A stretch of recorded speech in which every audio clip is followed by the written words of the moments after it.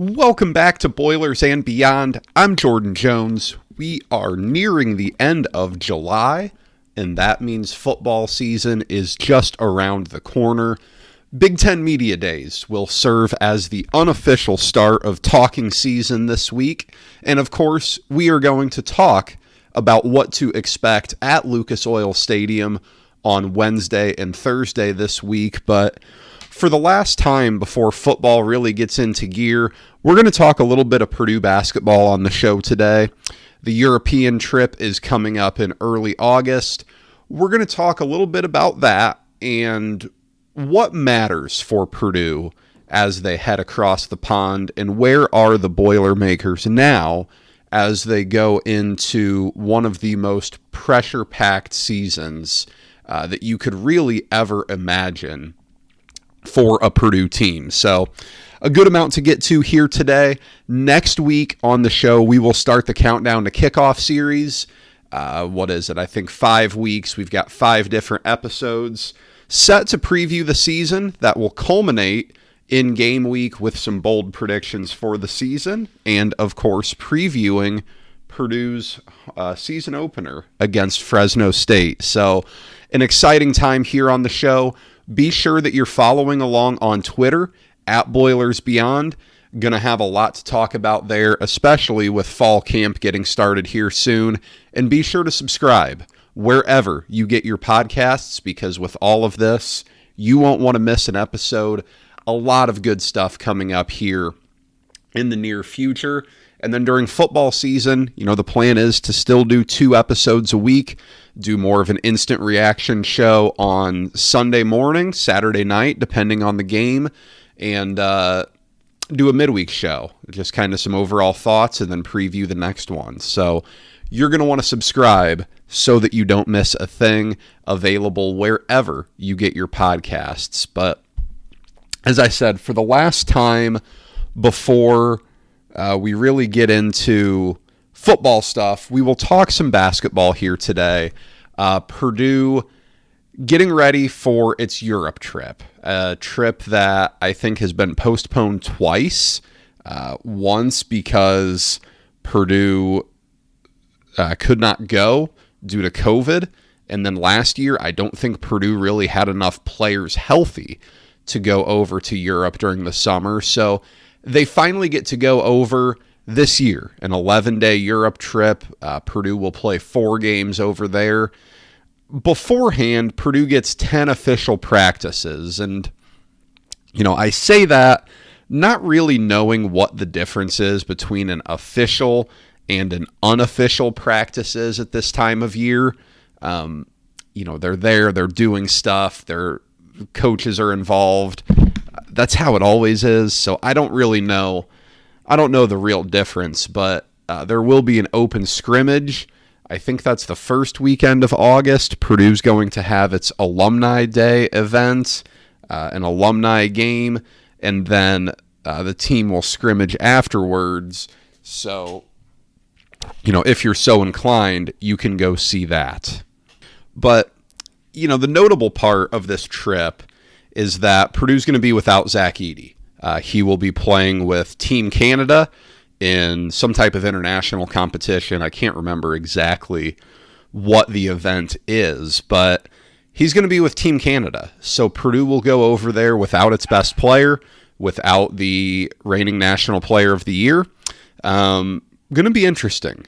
I think there's a pro and a con to this, and however you want to take it, it just depends on your perspective here, and depends on, really what you think. And I don't think there's a real definitive positive or negative, but on the bright side of this, you're going to get a lot of action for Trey Kaufman-Renn and Caleb Furst.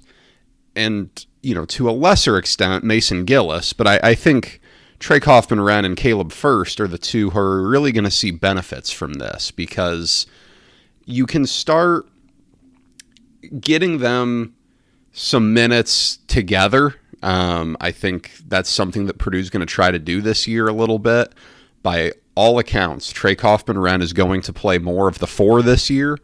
Caleb Furst might play a little bit more of the 5. I think getting them together opens up a little bit of opportunity for Purdue to do some different things on offense. Now, you aren't going to abandon Zach Edey and abandon feeding the ball to the best player in the country. That's going to be Purdue's go-to on offense this season. But there will be times, and I think it could be a really good thing, if you are a little bit less reliant on Zach Edey. If you are a little bit more dynamic and a little bit more versatile, in the sense that you don't have to play Zach Edey 32 minutes in a game against, a lesser Big Ten opponent, a Minnesota or a Penn State this year. They're not going to be very good. I think being able to have a little bit more flexibility and feeling like you can have those guys in there and extend a lead, I think that could be really good. If you get to a point where, Zach Edey gets you off to a good start, but then you put those guys in, or, to whatever degree, you don't have Zach Edey in the game, whoever is in. But if you can get to the point where that second unit without Edey can grow a lead, I think that's really important. I think that could be a really, really positive. And by getting Trey Kaufman-Renn and Caleb Furst some minutes and some real experience on this trip, that's going to be a real positive. That's going to be a really good thing. And especially for the future, even with Zach Edey coming back, next year, Zach Edey won't be there. It's a long way away. It's way too far to look ahead. But, then Trey Kaufman-Renn and Caleb Furst will be your front court guys, along with maybe if you go stretch four a little bit, see what Will Berg turns into.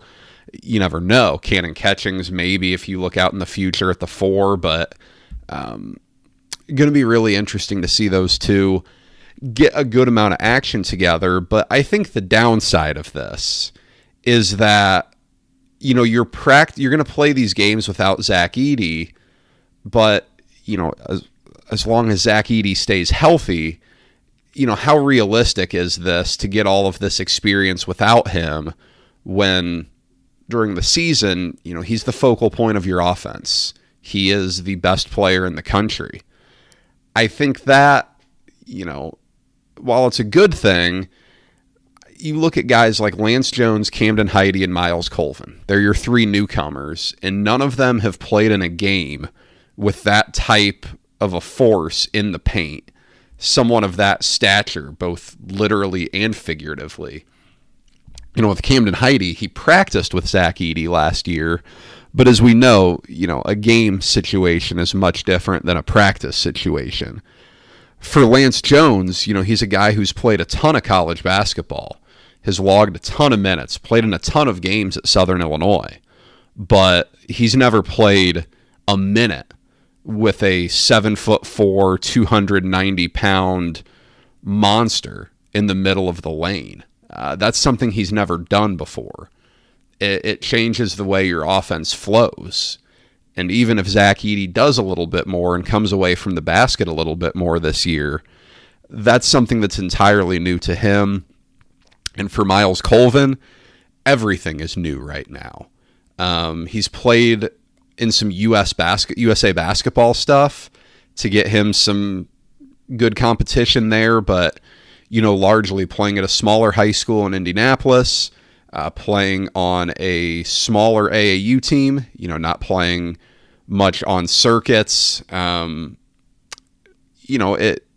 to be a big jump in both the players he's playing against, but also the players around him.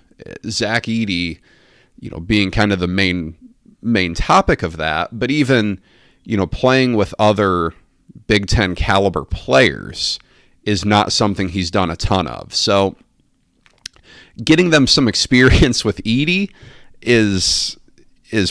would probably be a nice thing, just to get a little bit of that flow developing. But they're practicing with him right now. Edey seems to be kind of back and forth between West Lafayette and Canada, but they're getting good action with Edey in these practices beforehand, so it's not the end of the world. But when you look at this trip, it's not like there's some crazy amount Purdue has to figure out. You look at like last year when, half the team was hurt during the summer, but there were all sorts of questions. Zach Edey was really the closest thing you had to a known commodity. And even then, there were some questions about him, being the guy, not splitting minutes with Travion Williams anymore. Looking back, that was a little foolish. But, this year there aren't that many real questions for Purdue to figure out. You have Zach Edey. He's going to start. Braden Smith and Fletcher Lawyer are going to start. I see, obviously, with Braden Smith, he's your only real true point guard. I think Lance Jones is probably more of that than David Jenkins was, but still not really a true point guard. And Braden Smith was excellent as a freshman last year. For being a freshman in the Big Ten, he was excellent, and I think he's going to take a big step forward. And I think with Fletcher Lawyer, again, going through it once, I think he's going to take a solid step forward in year 2 as well and be a little bit more consistent. So those two are going to start. You look at the 3 or 4 spots, and that's where there are some questions. You look at the 3, and it's a crowded spot. You've got Ethan Morton returning. He had an up and down year last year, had some real struggles shooting the ball for a while. Finished better than he started, but, overall, below 30% from 3 on the year last year. You're going to need to be better than that from the 3 spot in Purdue's offense. You have Camden Heide and Miles Colvin. If I had to bet on one of them to start, it would certainly be on Heide over Colvin. I think that year of experience and practice of getting adjusted to the system will go a long way. There seems to be some real athleticism there. We've seen his dunks. I'm looking forward to seeing what that looks like in a game. But, with Colvin as well, offensive ability is there. A guy who can get to the basket, a guy who can shoot from 3. This is a crowded room, and that's not to mention Brian Waddell, who, before he got hurt 2 summers ago, tore his ACL, there was a lot of optimism about him. The reports from practice about him were glowing. Last year, I think it's probably safe to say he was not 100%.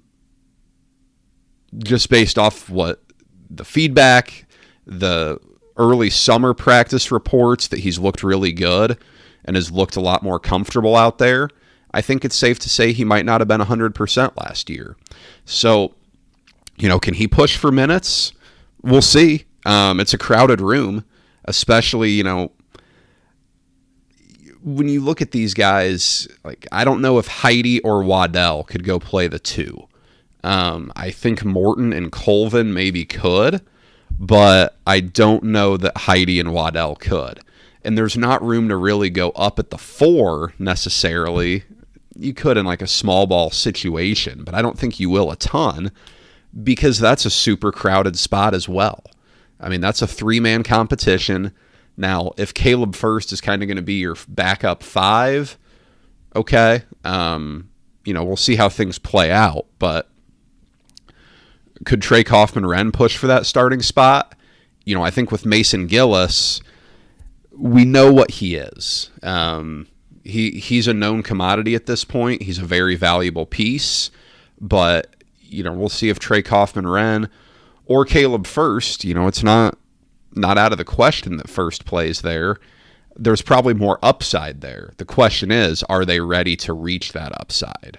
Going to be a lot to find out at those 2 spots. How does Lance Jones factor in? That's going to be a good, this trip will be a good barometer there of where he is. I have no idea what the competition level over there is going to be like. I really don't know. Time will tell. We'll see. I'm not going to read too much into these results over there, but it's going to be going to be a good test, and at least for those two spots that are up for grabs a bit, really kind of the start of those position battles, to use a football term, on the hardwood. I think the biggest priority for Purdue on this trip, though, and it's impossible to really measure, is building some team chemistry. This season is going to be really, really challenging for Purdue from a mental standpoint. The pressure on this team is remarkably high, and for good reason. I'm not here to say that the pressure isn't warranted, because it is. They bring everything back from a team that was a 1 seed in the tournament, won both Big Ten titles, spent a good amount of the season at number 1, and the vast majority of it inside the top 5, but of course lost in the first round of the NCAA tournament to a 16 seed. There's going to be a ton of pressure, and college basketball seasons are really long. From that tip-off in early November, when Purdue, gets that exhibition game against my hometown Grace College Lancers going, to 6 p.m. Eastern on Selection Sunday in March, it's a really long process. There are a lot of ups and downs. There are a lot of, there are the bye games that, you're just kind of there getting through. There are the 9 p.m. away tip-offs on a Wednesday night in the snow in Big Ten season that, if you're not careful, you can sleep through and get beat and have the court stormed on you. It's a long season. It really is. And Purdue will have to deal with the constant conversation that nothing that they do in the regular season matters so long as they're winning. If they're losing, the conversation will be that the sky is falling. But if they're winning, there won't be a ton of gratification coming their way. And that's going to be difficult. The expectation for Purdue going into this season will be to win the Big Ten, to go into the tournament as a 1 seed, 2 seed maybe. Anything less than that is probably going to be viewed as a disappointment. And even if they do that, then the pressure just gets even more ramped up from fans that say, okay, we know you could do this.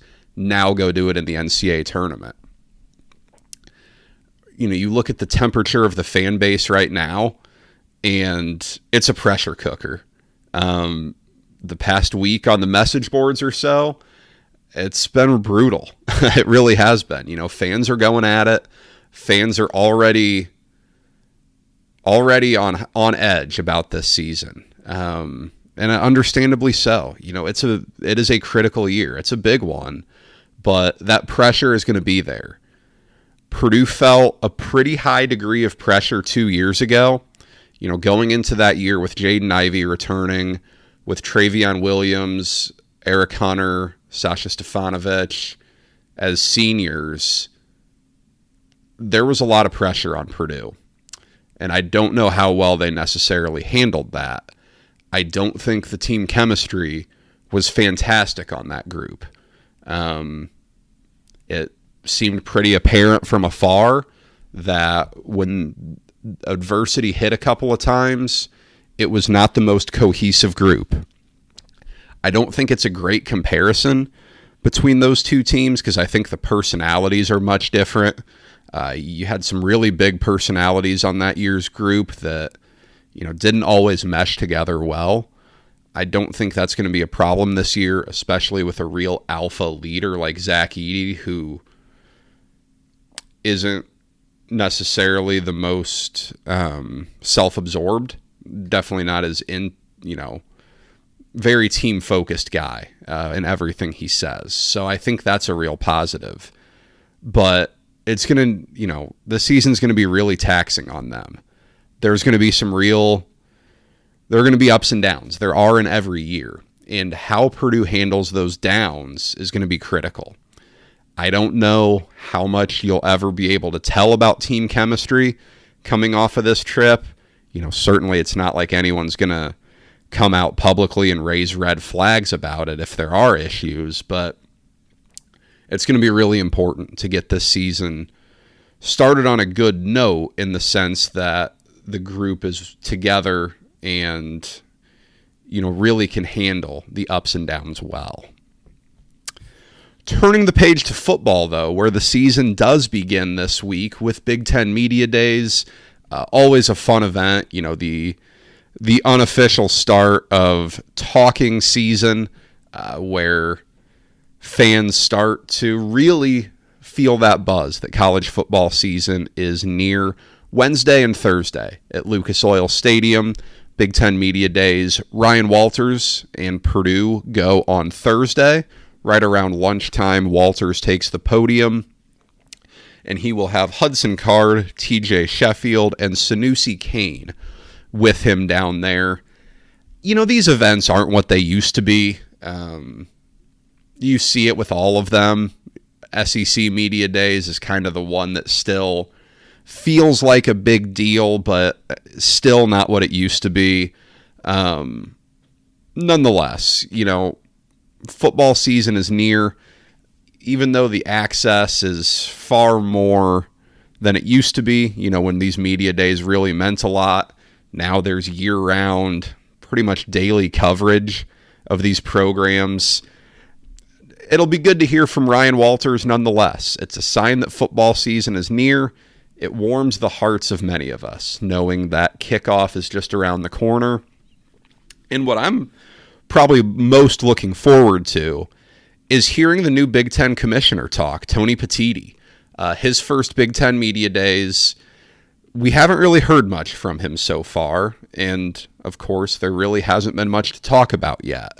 The Big Ten has been kind of out of the realignment phase right now. The Pac-12 and Big 12 are really dominating the conversations there. The Pac-12 media deal, from a commissioner standpoint, has raised interest. Big 12 Commissioner Brent Yormark talking about expansion, but the Big Ten's been pretty quiet. But this will be the first time where Petitti talks about the future of the Big Ten and the future of college athletics. And, like it or not, and I know a large portion of the people who listen to this show really do not like the SEC. I don't really hold that same opinion, but many people do. To each their own. Petitti will be compared to Greg Sankey, SEC commissioner. And let's face it, he ran laps around Kevin Warren. Kevin Warren's tenure wasn't very good. He got the media deal done. He got USC and UCLA done, but he rubbed a lot of people the wrong way. Sankey talked last week at SEC Media Days about regulation of name, image, and likeness. I'm going to be interested to hear what Petitti says, because this is something that, a lot of the power brokers in college sports have looked to Congress for help. It sounds like the first baby steps are being taken out in D.C., but they've got a long way to go before there's any type of federal legislature on this. A long way to go, but it'll be interesting to hear what Petitti has to say. And I want to hear what he has to say when he's asked about further expansion. Down south, Sankey was really hesitant when he got asked about expanding further, and what he brought up was the potential legal challenges that come with it. If it's an 18-team conference, at that point, are you flying in the face of a lawsuit there? I don't know. I have no idea. I'm no legal expert, but I'll be interested to hear what Petitti has to say, because I think the SEC is kind of at a logical stopping point geographically. They're not going to bring Oklahoma State in. They're not going to bring any of the other Texas schools in. So until the ACC falls apart, they're probably set. But with the Big Ten, it's a real coast-to-coast conference now. So what's the status of Washington and Oregon? They obviously want a Big Ten invitation badly. Does the Big Ten want to extend one to them? What's the Big Ten feel about the ACC? What are the priorities there if the ACC falls apart? It's going to be interesting to hear what he has to say there. Obviously, he can't go into too many specifics, but how he approaches the question of, is the Big Ten, open to further expansion? I think that's going to be, really interesting to hear what he has to say. And then finally, is that TV deal actually all wrapped up? A couple months ago, there was that article that came out that indicated that maybe the Big Ten's TV deal still had some loose ends that needed tying up. I don't know whether that's the case or not. I don't know where they sit, but boy, that's not great. If that's the case, that needs to get done. I assume it's probably got to be wrapped up. There were some questions about the NBC part of it and playing night games into November. What's the status of that? Is the TV deal all set? Is it for as much money as, we were told? I'm sure it is, but, that's going to be a big one. That's going to be a big deal here. And then with Ryan Walters, and from a Purdue standpoint, it's not like we're going to learn much. It's not like he's going to come out and, give you all the ins and outs of personnel, where guys sit on the depth chart, what the script is going to be at the start of the Fresno State game. We're not going to know any of that. But I'm looking forward to hearing just what he has to say about this year's team. Because right now, I think it's really hard for anyone to say that they have any idea of what this year's team is going to look like. You could tell me Purdue goes 7-5. You could tell me Purdue goes 3-9. I would not be surprised at either outcome. I really wouldn't. There are way more questions than answers. There are very few answers about this team right now. And that's okay. The transfer portal really changes the way you look at this. It's okay to have these questions. We'll find out if these portal pieces are the stopgaps that they're supposed to be.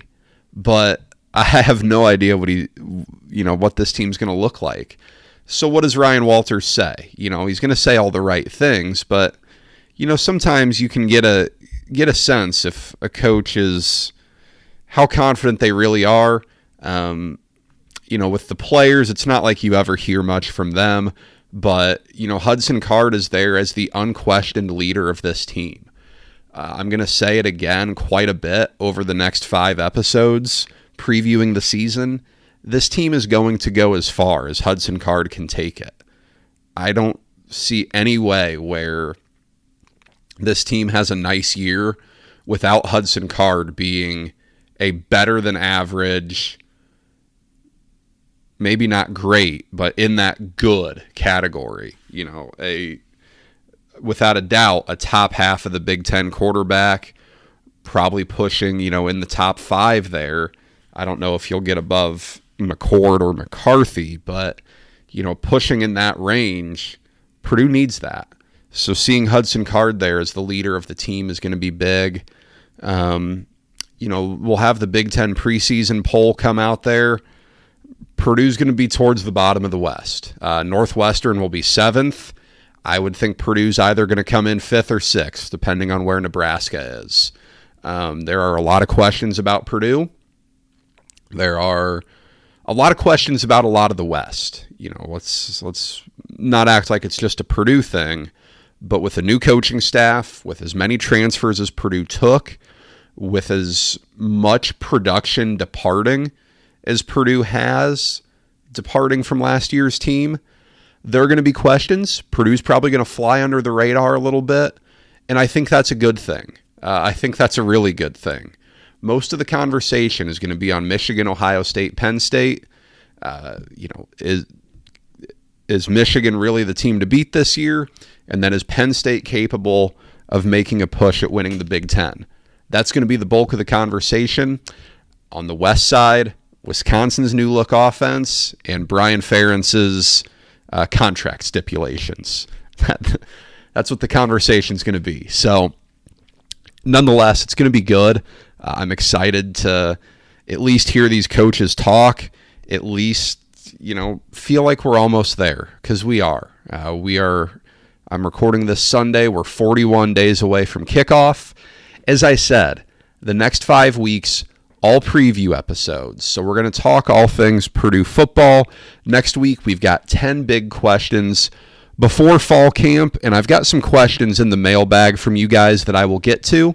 Probably going to spread those out around fall camp preview a little bit, talk about them as the episodes see fit. But as always, you can send anything you want me to talk about. Send it to me on Twitter, @BoilersBeyond. DMs are open. Follow there. And you can always email me, boilersandbeyondpod@gmail.com. I look forward to hearing from you guys, and I am very excited for what is this? This is our 4th football season of Boilers and Beyond. So I'm looking forward to that. Thank you to those of you who have been here along the way, and feel free to send the episode over to a friend who may need some Boiler football content heading into this season. That's all I got for today, though. I look forward to coming back and talking about those 10 big questions next week. Until then, take care, everybody.